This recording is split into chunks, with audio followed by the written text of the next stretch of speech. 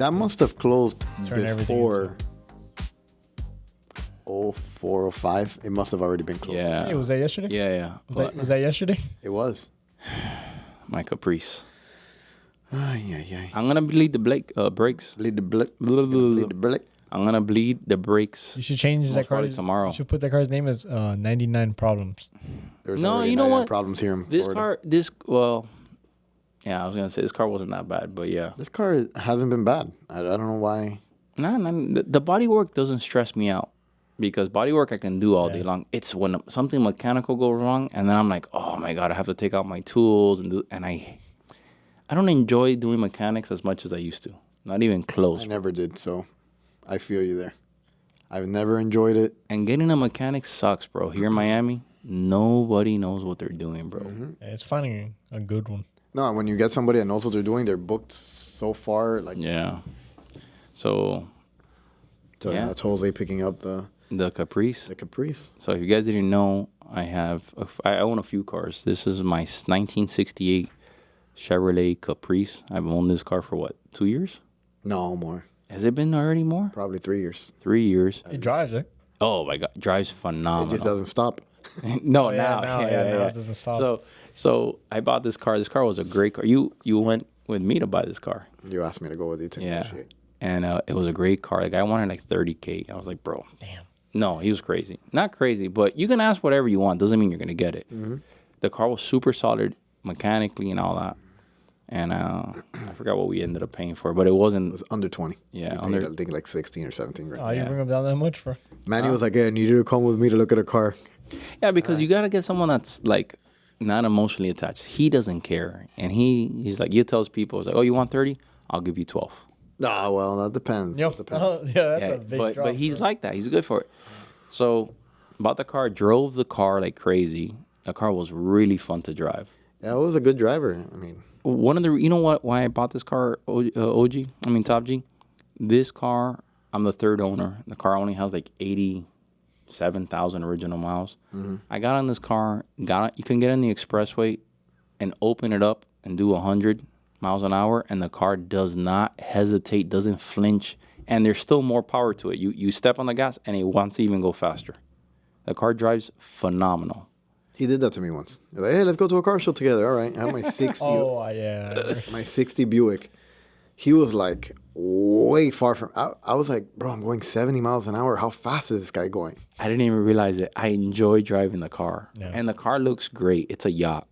And when it lays out, obviously I have airbags on it. And I didn't. You already have airbags on it? Yeah, I have airbags okay. on it. I got criticized, but I didn't want to lose trunk space. Criticize? Yeah, because usually on a lowrider, you don't put airbags on it. You Oh, put hydraulics. Okay. No, yeah, I'm not up to But I didn't want to rules. but I didn't want to put hydraulics because when you put hydraulics, you lose your trunk space. Mm-hmm. And I wanted that trunk it's a big trunk on that car, and I wanted to put Manny's wheelchair. Yeah. So when I go out with Manny, I can just take apart his wheelchair, put it in the trunk. We can go somewhere as a family. Mm-hmm. And Manny doesn't care about cars. I tell Manny, hey, you want to go for it? Nah, I don't care, Dad. I'll go in the van. I'll meet you there. Like, he doesn't care, bro. But yeah, that car, when I broke it open, and I'll send the pictures later to Manny. Manny can make a cool video out of this. But bro, this car had so much filler. It had a little bit of cancer. It had a vinyl roof, right, Top G? A little bit of rust. A little bit of rust. Yeah, my wife says to stop saying cancer. I say rust. I said that to you yesterday. Oh, you said that to me. I thought it was maybe you just see It him was as me, but maybe you've you see called him as me your wife. work wife before, so it's fine. So I had rust, and bro, I popped the rust, and the rust was the whole sail panel was like full of filler, and everything was rusty underneath. Oh, that's right. You talked about that on the. So when he bought the car had a vinyl top. Yeah, and the car was clean. The car had shiny paint. It looked great. And it had some cracking behind the vinyl top. And that's what we used as leverage to negotiate. Really? Yeah.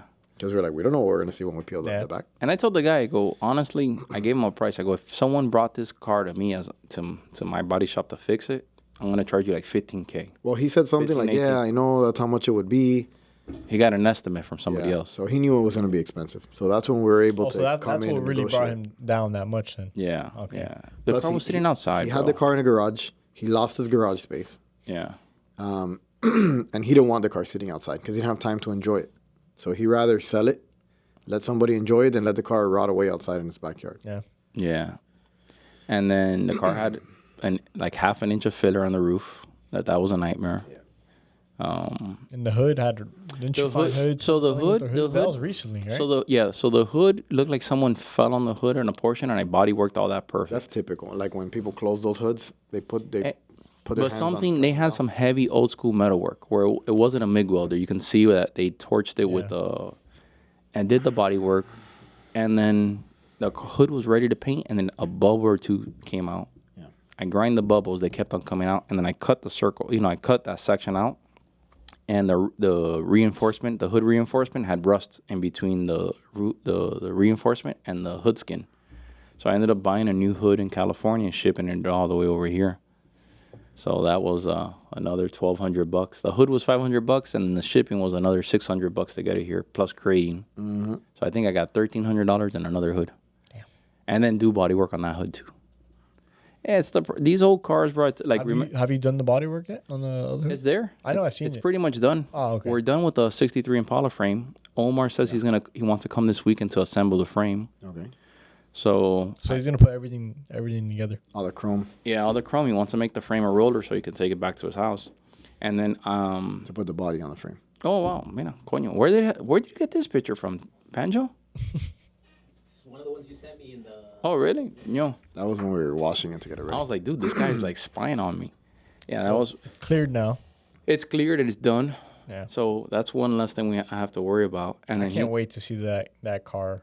It still has a long time. yeah, still has a lot of work, but bro. now it's at the stage where everything that happens to it is going to be major. I think it's. Yeah. I think Because it's now it's different getting put together. Yeah, I think it's different because I seen this car like, in person, like getting painted, all this stuff. So it's cool, like from what it was to.